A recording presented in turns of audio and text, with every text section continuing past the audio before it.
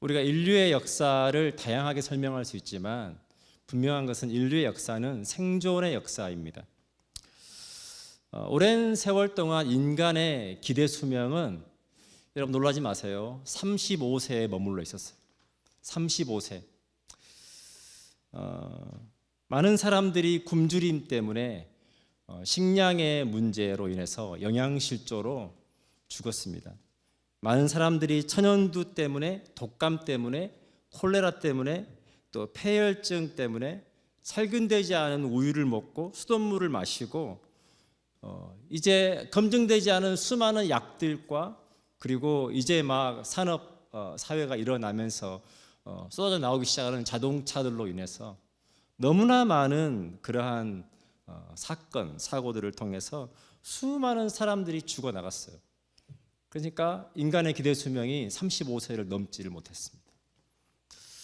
그런데 이 위기들을 우리 인류가 하나씩 하나씩 넘어가면서 어느덧 우리 인간의 기대 수명이 80세를 훌쩍 넘어가고 지금은 이제 우리가 100세 시대라고 말할 만큼 그렇게 인간의 수명이 훨씬 더 늘어나고 우리의 삶도 많이 안정이 되었습니다.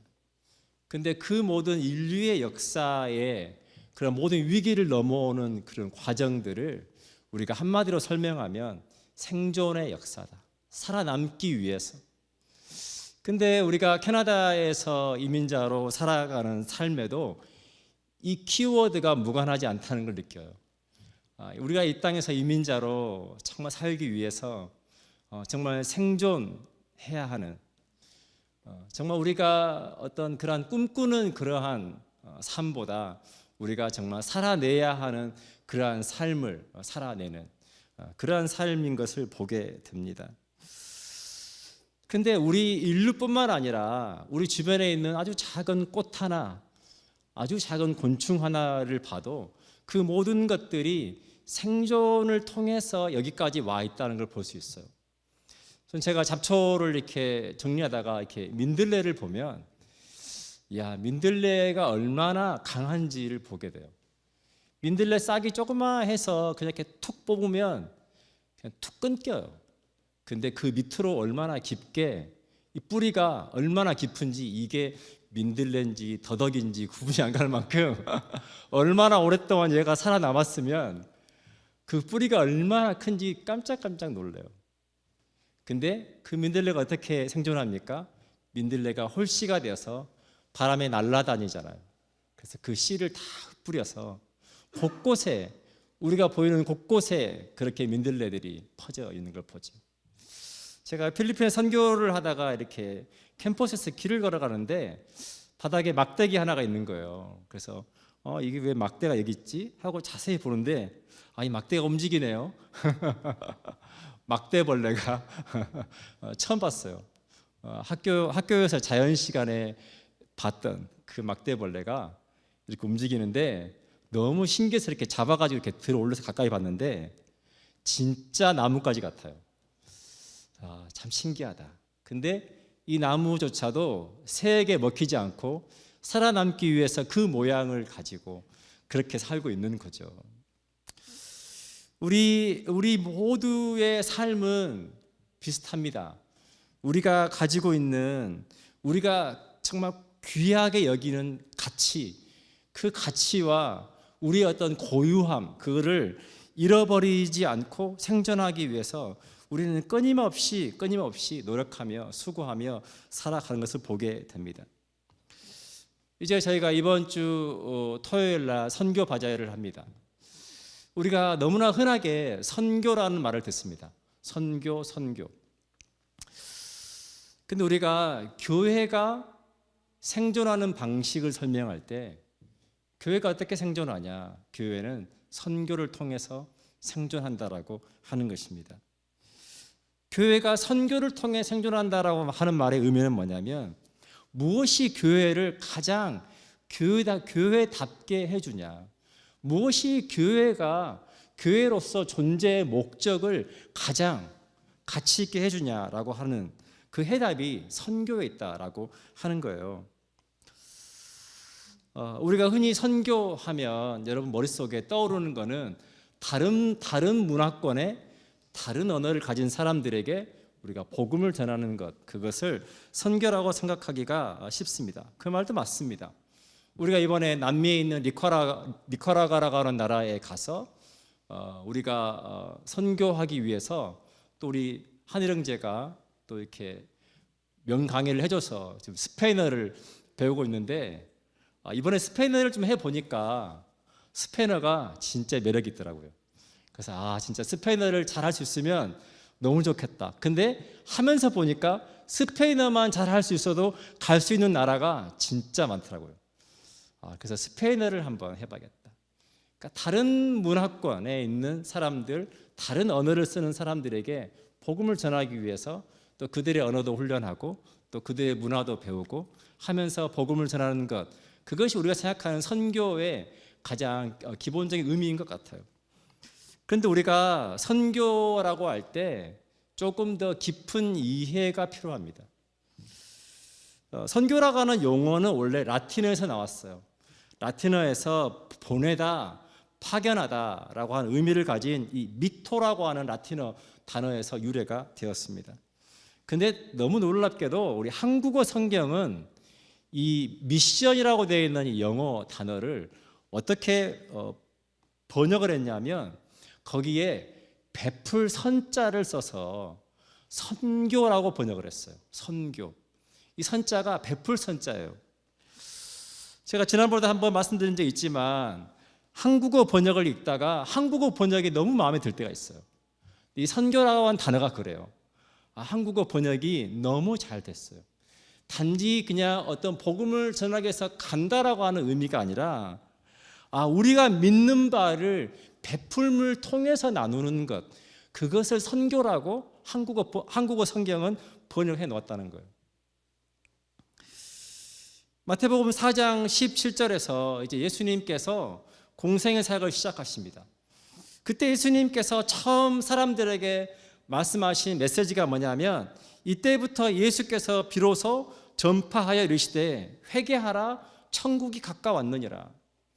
예수님이 이제 이 땅에 인간으로 오시고 이제 예수님께서 이제 모든 사람들을 죄로부터 구원하는 그 사역이 시작됐을 때 예수님께서 처음 사람들에게 하신 말씀은 너희가 이제 더 이상 죄인으로 살지 말고 너희가 회개해라. 하나님의 나라가 가까웠다. 그 메시지를 던지셨어요. 근데 그 핵심적인 복음을 전하시기 위해서 예수님께서 하신 공생의 기간 동안에 수많은 사역들을 보면 예수님께서 하신 것들은 너무나 분명합니다. 말씀을 가르치셨습니다. 그리고 복음을 전하셨어요. 근데 그 뒤에 예수님께서 하신 게 뭐냐면 병든 자들을 고치셨습니다. 그리고 배고픈 자들을 먹이셨어요. 그러니까 우리가 선교라고 할 때 단지 우리가 복음을 전하는 것, 예수 믿으세요, 이것이 아니라 그 사람들의 필요를 따라서 그들에게 필요한 그것들을 공급하고 우리가 하나님의 사랑으로 베풀고 나누면서 우리가 예수 그리스도를 믿는 믿음을 통한 구원에 대해서 전하는 것, 그것을 선교라고 한다는 것입니다. 오늘 본문의 9절과 10절을 제가 읽어드립니다. 내가 만일 내 입으로 예수를 주로 시인하며 또 하나님께서 그를 죽은 자 가운데서 살리신 것을 내 마음에 믿으면 구원을 받으리라. 사람이 마음으로 믿어 의에 이르고 입으로 시인하여 구원에 이르느니라. 제가 최근에 자동차 보험을 갱신을 했습니다. 이제 오피스에 가서 모든 이제 조건을 다 이렇게 결정하고 서류를 출력해가지고 그 서류에 직원이 저에게 서류를 내밀면서 요청하는 게 있죠. 여기에 이니셜 해주세요. 여기에 사인해 주세요. 계속 확인하면서 여기에 이니셜, 주소가 맞으시면 이니셜, 이 조건이 맞으면 이니셜, 그리고 밑에 사인, 또 페이지 넘기고 또 이니셜 사인, 또 페이지 넘기고 사인. 그거를 통해서 이 계약이 완성되는 거죠. 근데 사랑하는 여러분, 성경 안에도 이 계약이 있다는 거 아세요? 하나님과 우리의 관계는 철저하게 계약의 관계예요. 그냥 우리가 그냥 모호하게 하나님과 관계가 아니에요.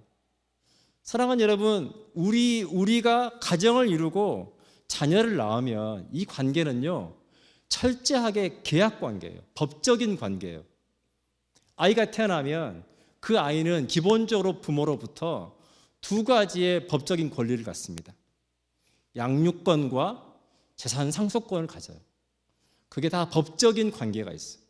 우리가 예수 그리스도를 믿고 하나님의 자녀가 될 때 그냥 그 관계는 그냥 이렇게 두루뭉실한 관계. 어떤 날은 내가 하나님을 믿는 것 같다가 또 어떤 날은 또 기분이 영 아닌 것 같다가 이런 게 아니라는 거예요. 우리가 하나님을 믿는다는 것은 철저하게 계약 관계예요. 그런데 하나님과 우리와의 계약 관계를 완성시켜 주는 게 뭐냐? 그 사인이 뭐냐? 그 사인이 오늘 이 로마서 10장 9절로 10절의 말씀이에요. 제가 복음을 전할 때 반드시 전하는 말씀이 이 말씀입니다. 내가 만일 내 입으로 예수를 주로 시인하며, 예수님께서 주님이십니다.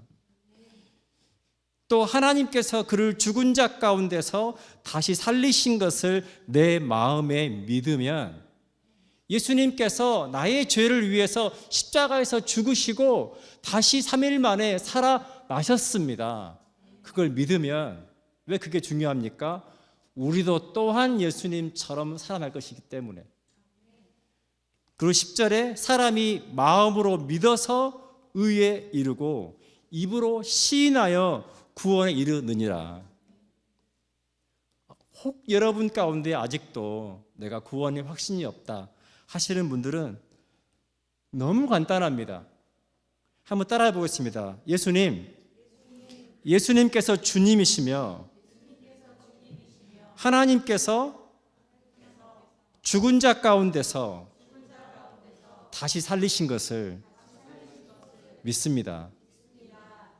그러면 성경의 약속은 무엇입니까? 너희가 구원을 받으리라. 여러분, 제가 자동차 보험 갱신하고 사인하면서 내가 진짜 서명은 해보는데 이게 될까? 이러면서 사인했겠어요? 아니죠. 너무 당연하게 서명하면 끝나는 거죠. 그래서 기독교 신앙은 철저하게 믿음에 근거합니다. 오늘 본문의 11절과 11절부터 13절까지를 한번 읽어봅니다.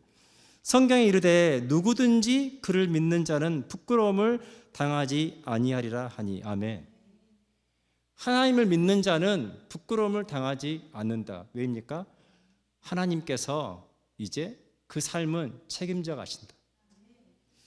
12절입니다. 유대인이나 헬라인이나 차별이 없음이라 한 분이신 주께서 모든 사람의 주가 되사 그를 부르는 모든 사람에게 부요하시도다. 누구든지 주의 이름을 부르는 자는 구원을 받으리라.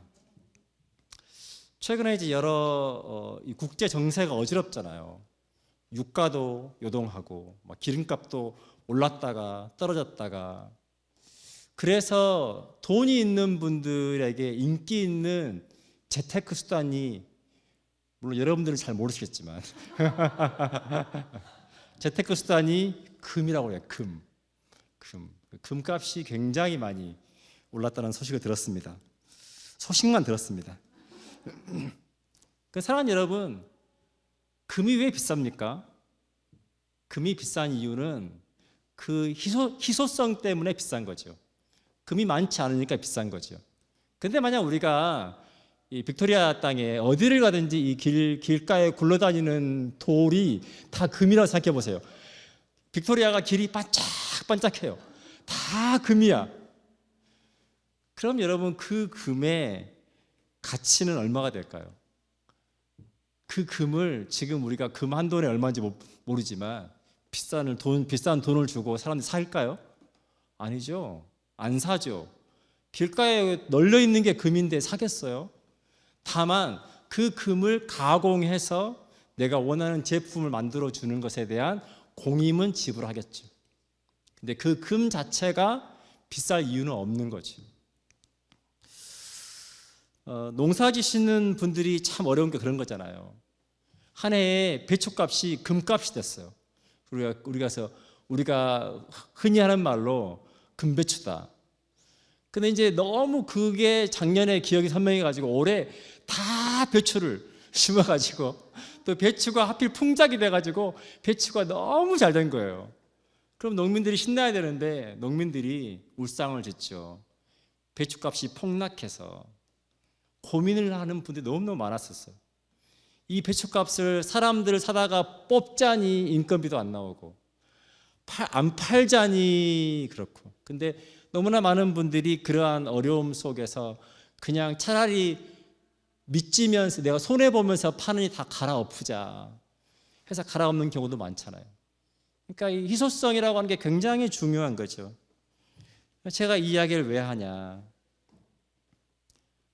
하나님께서 우리에게 주시는 이 복음, 예수 그리스도를 믿는 이 복음은 희소성의 가치가 없다는 거예요.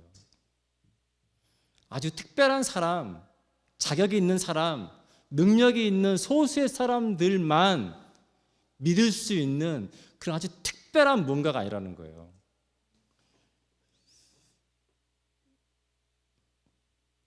그래서 사람들이 복음을 어떻게 가끔 폄하하냐면 값싼 복음이라고 폄하해요. 누구나 믿을 수 있대. 살인자도 믿을 수 있고 죄인도 믿을 수 있고 내가 생각할 때 저 사람은 아닌데 저 사람도 믿을 수 있대요. 아무나 누구나 믿을 수 있으면 그게 너무 값싼 거 아니야? 그게 진리가 맞아? 그게 진짜 값진 게 맞아? 라고 하는 거죠. 또 심지어 그래서 우리가 그렇게 그냥 너무나 대가 없이 얻은 구원을 가볍게 여기기도 합니다. 사랑하는 여러분 잘 기억하시면 좋겠어요. 절대 복음은 싸지 않습니다.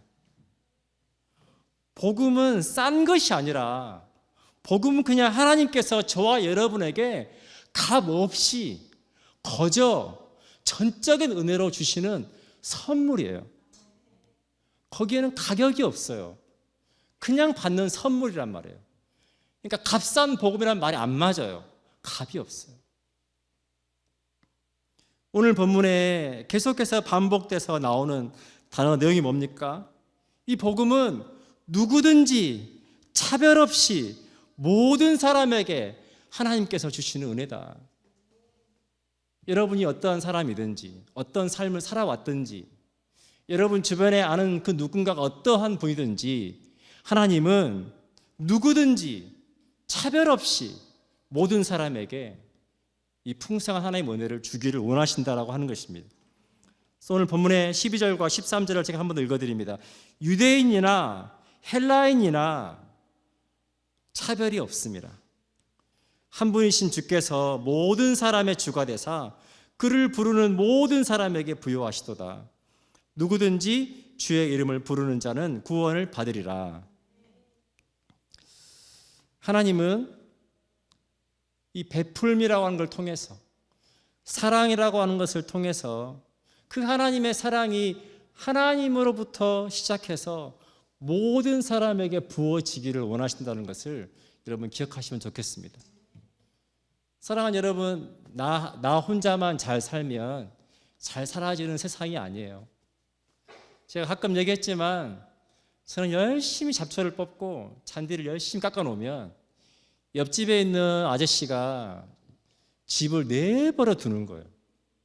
그래서 제가 아무리 잡초를 다 일일이 뿌리까지 뽑아내고 제초제까지 다 하는데도 조금만 있으면 잡초가 자라기 시작합니다. 왜? 옆집에서 무성한 잡초가 씨를 뿌려가지고 바람 불면 다 넘어와서 또 나만 잘 사는 법은 없습니다. 함께 잘 살아야 합니다. 하나님께서 우리가 베풀고 섬기는 사랑을 통해서 우리 모두가 그 풍성한 사랑 안에 거하기를 원하신다는 것 여러분 기억하시면 좋겠습니다. 그래서 우리가 선교를 가면 선교를 준비할 때 가서 성경 하나만 들고 가서 복음을 전하는 게 아니에요.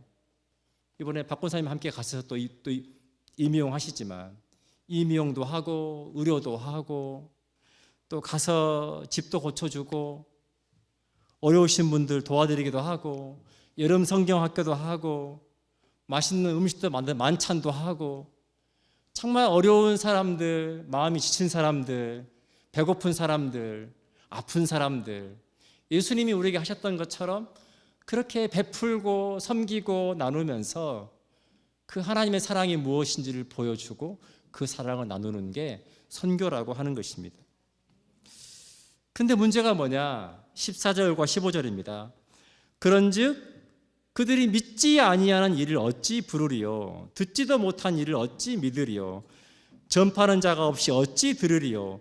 보내심을 받지 아니하였으면 어찌 전파하리요?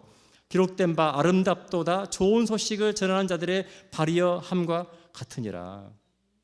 하나님께서 아무리 우리에게 이 귀한 선물을 주셨어도 그 선물을 전하는 자가 없으면 어찌 사람들이 복음을 듣고 듣지 않은 복음을 어떻게 믿고 믿지 않는 그 하나님을 어떻게 만나겠냐라고 하는 거예요. 놀랍게도 캐나다에 우체국이 파업을 해가지고 아, 이런 일이 있구나. 한동안 우편물이 안 온 적 있잖아요. 아무리 한국에서 물건을 이렇게 해도 우체국이 파업해가지고 안 갖다 주니까 안 오잖아요, 물건이.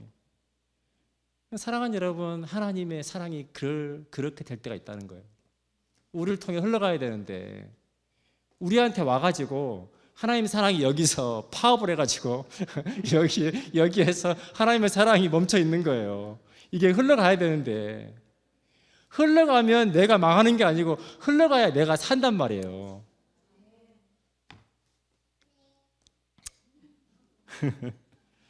마태복음 28장 18절로 20절 제가 읽어드리고 이렇게 기도하면 좋겠습니다. 예수께서 나와 말씀하여 이르시되 하늘과 땅의 모든 권세를 내게 주셨으니 그러므로 너희는 가서 모든 민족을 제자로 삼아 아버지와 아들과 성령의 이름으로 침례를 베풀고 내가 너희에게 분부한 모든 것을 가르쳐 지키게 하라. 볼지어다 내가 세상 끝날까지 너희와 항상 함께 있으리라 하시니라. 아멘.